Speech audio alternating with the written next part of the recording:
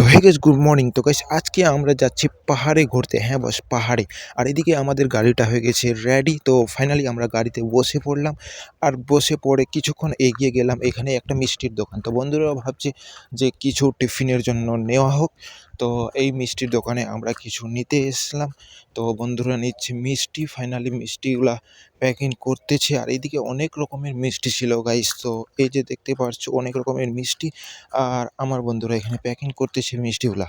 তো এখানে মিষ্টি নেওয়া আমাদের কমপ্লিট। তো আমরা বসে পড়লাম গাড়িতে আবার। গাড়িতে বসে পড়ে কিছুক্ষণ এগিয়ে গেলাম, আবার এখানে দাঁড়িয়ে এলাম একটু কেউ কিছু করবে বলে।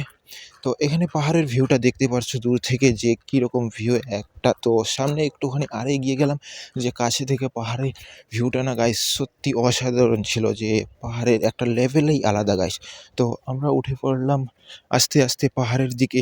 তো এখানে এসে আমরা কিছু ফটোশ্যুট করলাম, যে এই যে দেখতে পাচ্ছ। হ্যাঁ বস, আর তোমরা যদি কেউ আসতে চাও পাহাড়ে ঘুরতে, তো বস ঠান্ডার দিনে আসবা।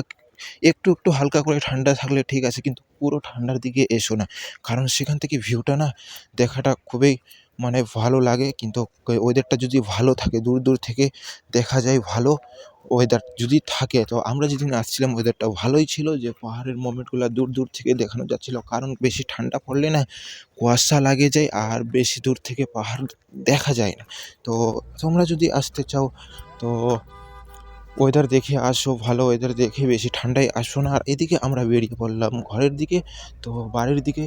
তো চলো দেখা হবে আবার নেক্সট ভ্লগে। তো ভালো থেকো সবাই।